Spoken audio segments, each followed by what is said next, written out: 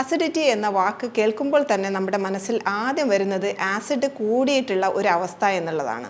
പക്ഷേ 50% ആൾക്കാരിലും ആസിഡ് കുറഞ്ഞതുകൊണ്ടാണ് ഈ പറയുന്ന ലക്ഷണങ്ങൾ കാണിക്കാറ്. ഒരു ടീസ്പൂൺ ആപ്പിൾ സൈഡർ വിനെഗർ അല്ലെങ്കിൽ കോക്കനട്ട് വിനെഗർ ഒരു ഗ്ലാസ് വെള്ളത്തിൽ കലർത്തി ഭക്ഷണത്തിന് 3-4 മിനിറ്റ് മുമ്പ് കഴിക്കുക. അതിനുശേഷം പ്രോട്ടീൻ അടങ്ങിയ മുട്ട പോലുള്ള ഭക്ഷണങ്ങൾ കഴിക്കുക. ആപ്പിൾ സൈഡർ വിനെഗർ കഴിക്കുമ്പോൾ നമ്മുടെ ശരീരത്തിൽ ആസിഡിൻ്റെ അളവ് വർദ്ധിക്കും. ഇത് കഴിച്ചതിന് ശേഷം ഭക്ഷണം കഴിക്കുമ്പോൾ നമ്മുടെ ഭക്ഷണം ശരിയായ രീതിയിൽ ദഹിക്കുന്നു.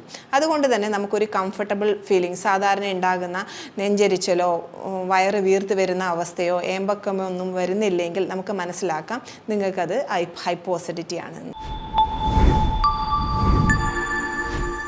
ഞാൻ doctor Shefeena, CMO, Samyama naturopathy and Ayurveda hospital, Thrikaripur, Kasaragod.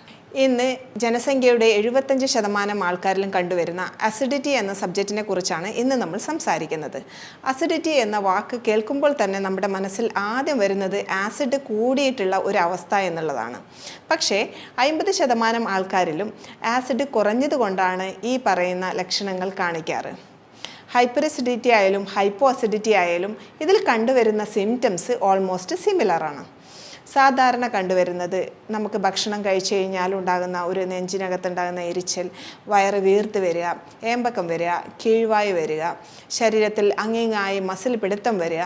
പലപ്പോഴും ആൾക്കാർ വന്ന് പറയാറ്, ഞാൻ മുമ്പ് കഴിച്ചുകൊണ്ടിരുന്ന പല ഭക്ഷണങ്ങളും അടുത്ത കാലത്തായി എനിക്ക് തീരെ കഴിക്കാൻ പറ്റുന്നില്ല, എസ്പെഷ്യലി മുട്ട, പയറുവർഗ്ഗങ്ങൾ പോലുള്ള ഭക്ഷണങ്ങൾ. നമ്മൾ കഴിക്കുന്ന ഭക്ഷണത്തിൽ പലതരത്തിലുള്ള ബാക്ടീരിയയും ഫംഗസും അടങ്ങിയിരിക്കുന്നു. നമ്മുടെ സ്റ്റൊമക്കിൽ നല്ല ആസിഡ് pH ഉണ്ടെങ്കിൽ മാത്രമേ ഈ പറയുന്ന ബാക്ടീരിയയും ഫംഗസും നശിച്ചു പോവുകയുള്ളൂ.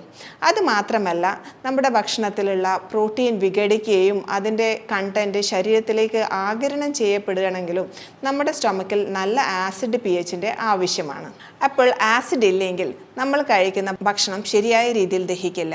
ഈ ദഹിക്കാത്ത ഭക്ഷണം അവിടെ ചെറുകുടലിൽ കെട്ടിക്കിടന്ന് അത് താഴത്തേട്ട് പോവാൻ സാധിക്കില്ല. ഫോർ എക്സാമ്പിൾ, നമ്മൾ പച്ചക്കറി ഒരുപാട് കാലം എടുക്കാതെ അവിടെ തന്നെ വെച്ച് കഴിഞ്ഞ് കഴിഞ്ഞാൽ അത് അവിടെ നിന്ന് നശിച്ചു പോകുന്നതായി കാണാറുണ്ട്. ഇതേ അവസ്ഥ നമ്മുടെ ശരീരത്തിൽ വരും. ഈ കെട്ടിക്കിടക്കുന്ന ഭക്ഷണം അവിടെ നിന്ന് ചീഞ്ഞു പോവുകയും ചീഞ്ഞു പോയിട്ട് അവിടെ ബാക്ടീരിയകൾ വളരാൻ സാധിക്കും. ഇങ്ങനെ വളരുന്ന ബാക്ടീരിയകൾ കണ്ടമാനം ഗ്യാസ് നമ്മുടെ ശരീരത്തിൽ പ്രൊഡ്യൂസ് ചെയ്യും. ഈ ഗ്യാസാണ് നമുക്ക് ഏമ്പക്കമായും കീഴ്വായുവായും വരുന്നത്.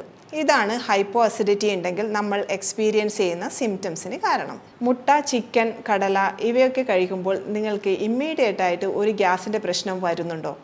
അങ്ങനെയാണെങ്കിൽ നിങ്ങൾക്ക് ഹൈപ്പോ അസിഡിറ്റി ആയിരിക്കാം. ഹൈപ്പോ അസിഡിറ്റി ആയാൽ നമ്മുടെ ശരീരത്തിന് കിട്ടേണ്ട പല മിനറൽസിൻ്റെയും ആഗിരണം ശരിയായ രീതിയിൽ നടക്കാതെ വരികയും അതുകൊണ്ട് തന്നെ നമുക്ക് മുടി കഴിച്ചൽ പോലുള്ള അവസ്ഥകൾ വരാനുള്ള ചാൻസ് ഉണ്ട്. അതുകൂടാതെ ഹീമോഗ്ലോബിൻ താഴത്തോട്ട് വരുന്നതായിട്ടും ബ്ലഡ് ടെസ്റ്റ് ചെയ്യുമ്പോൾ അതിൽ ഫെറിറ്റിൻ്റെ അളവ് താഴത്തോട്ട് പോയിട്ടും നമുക്ക് കാണാൻ സാധിക്കുന്നതാണ്. നമുക്ക് പ്രോട്ടീൻ്റെ അബ്സോർപ്ഷൻ ശരിയായ രീതിയിൽ നടക്കാത്തത് കൊണ്ട് തന്നെ നമ്മൾക്ക് മസിൽ വീക്ക്നെസ് ആയിട്ടും അതുകൂടാതെ നമുക്ക് എപ്പോഴും ക്ഷീണം ഉണ്ടാകുന്ന ഒരവസ്ഥ ഉണ്ടാവാനും ചാൻസ് ഉണ്ട്. ഹൈപ്പോ അസിഡിറ്റി ഉണ്ടായിക്കഴിഞ്ഞ് കഴിഞ്ഞാൽ നമ്മുടെ ശരീരത്തിന് ആവശ്യം വേണ്ട പല മിനറൽസിൻ്റെയും അബ്സോർപ്ഷൻ ശരിയായ രീതിയിൽ നടക്കാതെ വരികയും അതുകൊണ്ട് തന്നെ മുടി കൊഴിച്ചൽ പോലുള്ള അവസ്ഥയിലേക്ക് പോകാനും സാധ്യതയുണ്ട്. ബ്ലഡ് ടെസ്റ്റിൽ ഹീമോഗ്ലോബിൻ്റെ അളവും ഫെറിറ്റിൻ്റെ അളവും താഴത്തോട്ട് പോകുന്നതായി കാണാം. പലതരത്തിലുള്ള മസിൽ വീക്ക്നെസ്സിനും ചാൻസ് കൂടുതലാണ്. എന്തുകൊണ്ടെന്നാൽ പ്രോട്ടീൻ്റെ ശരിയായ രീതിയിലുള്ള അബ്സോർപ്ഷനും ആഗിരണത്തിനും നല്ല ഒരു ആസിഡ് എൻവിറോൺമെൻറ്റിൻ്റെ ആവശ്യകതയുണ്ട്. അതുകൊണ്ട് തന്നെ എപ്പോഴും ക്ഷീണം തോന്നാനുള്ള ചാൻസും ഉണ്ട്. എത്ര ഉറങ്ങിയാലും വീണ്ടും വീണ്ടും ഉറങ്ങാനുള്ള ഒരു ടെൻഡൻസി തോന്നാനും സാധ്യതയുണ്ട്. അപ്പോൾ ഇത് നമുക്ക് ഹൈപ്പോ അസിഡിറ്റി ആണോ എന്നത് നമുക്ക് എങ്ങനെ മനസ്സിലാക്കാം? സാധാരണയായി നമുക്ക് വയറിൽ കുറേ കാലമായിട്ടുള്ള പ്രശ്നം ഒരു എൻഡോക്രൈനോളജിസ്റ്റിൻ്റെ അടുത്ത് പോയി പറഞ്ഞു കഴിഞ്ഞ് കഴിഞ്ഞാൽ ചില കേസിലെങ്കിലും എൻഡോസ്കോപ്പിയാണ് സജസ്റ്റ് ചെയ്യാറ്. എൻഡോസ്കോപ്പി ചെയ്ത് കഴിഞ്ഞ് കഴിഞ്ഞാൽ അതിൽ നമുക്ക് എച്ച് പൈലോറി ബാക്ടീരിയയുടെ സാന്നിധ്യം കാണാം. ഈ എച്ച് പൈലോറി ബാക്ടീരിയ ഹൈപ്പോ അസിഡിറ്റിയിലും ഹൈപ്പർ അസിഡിറ്റിയിലും കാണുന്നത് കൊണ്ട് തന്നെ നമുക്ക് ഇത് സിമ്പിളായി എങ്ങനെ വേർതിരിച്ചറിയാമെന്നുള്ള ഒരു ടെസ്റ്റ് നമുക്ക് വീട്ടിൽ തന്നെ ചെയ്യാവുന്ന ഒരു ടെസ്റ്റ് നമുക്ക് നോക്കാം. ഒരു ടീസ്പൂൺ ആപ്പിൾ സൈഡർ വിനെഗർ അല്ലെങ്കിൽ കോക്കനട്ട് വിനെഗർ ഒരു ഗ്ലാസ് വെള്ളത്തിൽ കലർത്തി ഭക്ഷണത്തിന് 3-4 മിനിറ്റ് മുമ്പ് കഴിക്കുക. അതിനുശേഷം പ്രോട്ടീൻ അടങ്ങിയ മുട്ട പോലുള്ള ഭക്ഷണങ്ങൾ കഴിക്കുക. ആപ്പിൾ സൈഡർ വിനെഗർ കഴിക്കുമ്പോൾ നമ്മുടെ ശരീരത്തിൽ ആസിഡിൻ്റെ അളവ് വർദ്ധിക്കും. ഇത് കഴിച്ചതിന് ശേഷം ഭക്ഷണം കഴിക്കുമ്പോൾ നമ്മുടെ ഭക്ഷണം ശരിയായ രീതിയിൽ ദഹിക്കുന്നു. അതുകൊണ്ട് തന്നെ നമുക്കൊരു കംഫർട്ടബിൾ ഫീലിംഗ്, സാധാരണ ഉണ്ടാകുന്ന നെഞ്ചരിച്ചലോ വയറ് വീർത്ത് വരുന്ന അവസ്ഥയോ ഏമ്പക്കമോ ഒന്നും വരുന്നില്ലെങ്കിൽ നമുക്ക് മനസ്സിലാക്കാം നിങ്ങൾക്കത് ഹൈപ്പോ അസിഡിറ്റി ആണ് എന്നുള്ളത്. അതുകൂടാതെ തന്നെ നമ്മളൊരു ഫിസിഷ്യൻ്റെ അടുത്ത് പോയി പറയുകയാണെങ്കിൽ നമുക്ക് HCl ടാബ്ലറ്റ് ടെസ്റ്റ് പോലുള്ള ടെസ്റ്റുകൾ അവൈലബിൾ ആണ്. പക്ഷേ അതൊരു എക്സ്പേർട്ട് ഡോക്ടറുടെ ഗൈഡൻസിൽ മാത്രം ചെയ്യുക. ഇനി ഹൈപ്പർ അസിഡിറ്റി ആണെങ്കിൽ നിങ്ങളുടെ സിംറ്റംസ് ഇത് കഴിച്ചതിന് ശേഷം കൂടും. പുളിച്ചു തേട്ടൽ അല്ലെങ്കിൽ നെഞ്ചരിച്ചലൊക്കെ നന്നായി കൂടുന്നതായി കാണാം.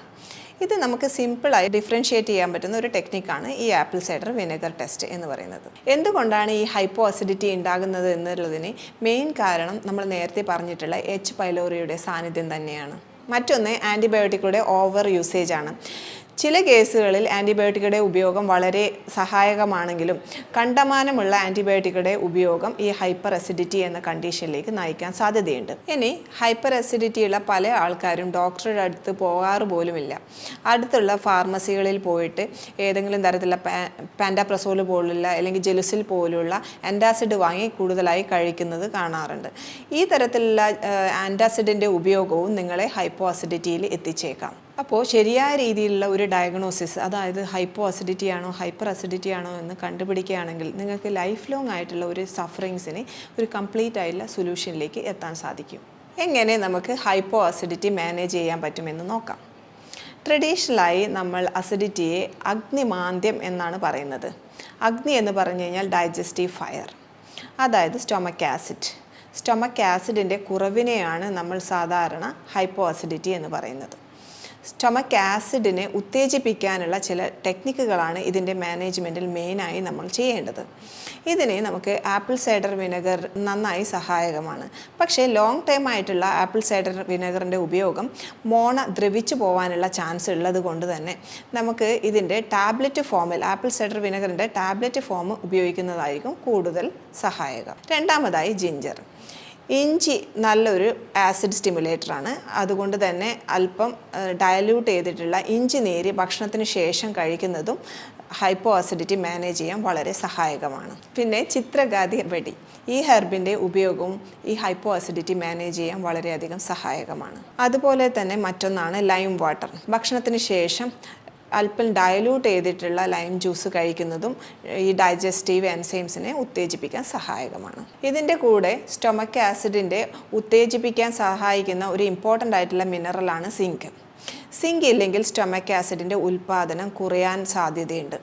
അതുകൊണ്ട് തന്നെ സിങ്കിൻ്റെ സപ്ലിമെൻറ്റ്സ് എടുക്കുന്നതും വളരെ സഹായകമാണ്. സിങ്ക് അടങ്ങിയിരിക്കുന്ന ഭക്ഷണം മെയിനായിട്ടും നട്ട്സിലും സീഡ്സിലുമാണ് കാണപ്പെടുന്നത്.